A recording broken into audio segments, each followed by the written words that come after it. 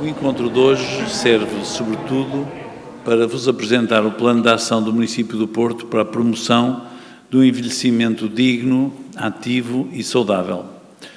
O plano que aqui será detalhado representa um compromisso.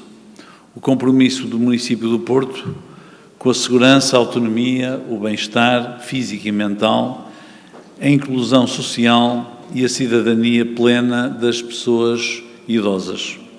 As pessoas mais velhas tendem a ter mais problemas de saúde e mais incapacidades do que o resto da população, circunstância que é o reflexo natural do avançar da idade, daquilo a que eu gosto de chamar o amadurecimento.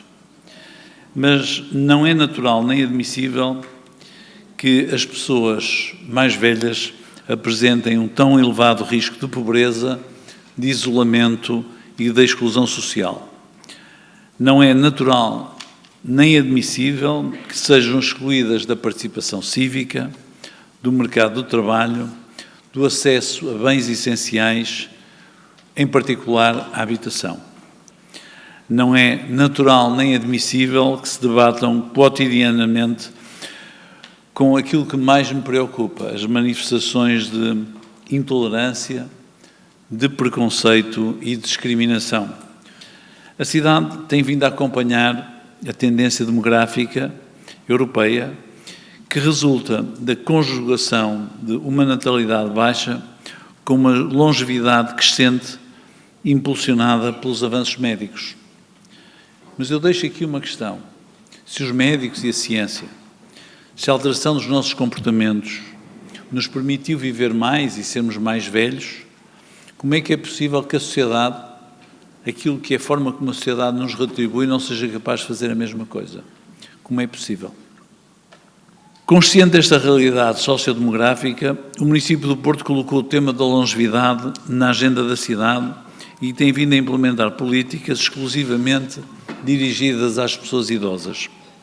De resto, já integramos a rede de cidades amigas das pessoas idosas desde 2010.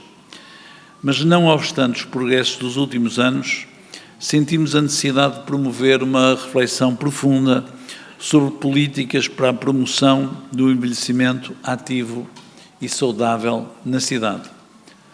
Foi o que fizemos com mais de 60 parceiros, entre juntas de freguesia, escolas, centros de saúde, ordens profissionais, instituições de solidariedade social e muitos outros organismos.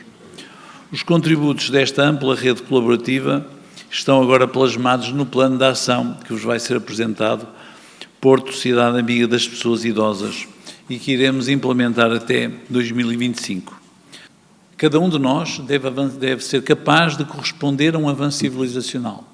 Os avanços civilizacionais decorrem daquilo que é uma conjugação de esforços, uma conjugação de atores.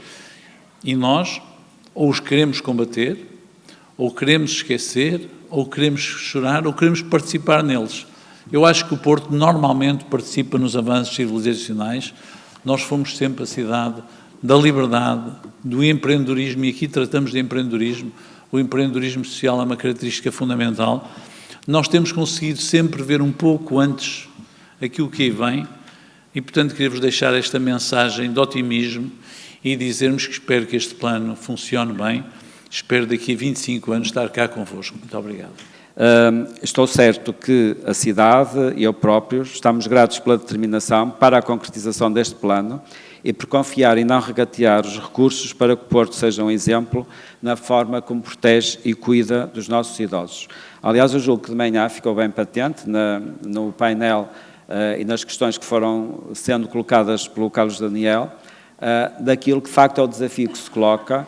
E eu acho que há muitas coisas que já estão a ser feitas, estão a ser desenvolvidas, mas muito há a fazer. E este plano surge precisamente por causa disto, porque entendemos que é preciso fazer mais. É preciso fazer mais, é preciso fazer melhor e é preciso fazer diferente. Porque, de facto, as pessoas idosas hoje representam quase um quarto da população da cidade. E nós, de facto, temos que orientar e criar mais medidas e políticas públicas que possam ir ao encontro das suas necessidades e, sobretudo, criar a possibilidade de as pessoas séniores serem pessoas de plenos direitos, plenos deveres e terem uma cidadania ativa e plena. Não se pode perder só porque se chega aos 60 ou aos 65 anos, ou se chega a uma questão de reforma, não se pode perder cidadania, não se pode perder direitos, não se pode perder visibilidade e não tem que se perder, digamos, esta condição de cidadão ativo. É óbvio que nós precisamos de respostas, precisamos de as adequar, precisamos de reforçar algumas em determinadas áreas, mas temos de ter uma atitude e temos de ter um modelo de intervenção completamente diferente da forma como nós concebemos as cidades, como organizamos as cidades, no planeamento, no seu desenvolvimento, e isto não depende exclusivamente de dinheiro, depende de visão, depende de estratégia e depende de considerar de quem habita a cidade. E quando se pergunta porquê um plano? Para fazer uma figura brilhante, para fazer umas jornadas, para que um político suba ao púlpito e diga sim, nós temos aquilo que mais ninguém tem? Da minha parte, não, seguramente não.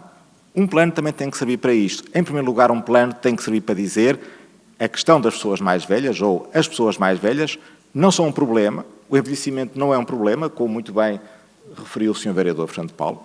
As pessoas mais velhas não são um problema, não são um problema. Agora, uma sociedade em que 1/4 da população é composto por pessoas com 65 e mais anos, partindo do princípio que os 65 representam alguma coisa, e em termos demográficos, de facto, é o número que nós usamos para representar a passagem de uma condição de adulto a uma condição de idoso, aí sim, uma sociedade com essas características vai trazer algum tipo de problemas, que, no fundo, corresponderá também ao avanço civilizacional de que falava antes o Sr. Presidente Rui Moreira. Portanto, é isto, porque é um plano, porque de facto o envelhecimento da população é não é um problema, mas é um dos desafios. O envelhecimento da população traz consigo seguramente desafios e porque de facto não podemos, quando digo não podemos, cidade como um todo, e não podemos, cidade do Porto, passar ao lado deste desafio que representará seguramente também um avanço civilizacional, se nós somos capazes de lidar com as consequências do que significa uma sociedade de pessoas mais velhas, que é aquilo que vamos ter, eu diria, tranquilamente até ao ano 2050.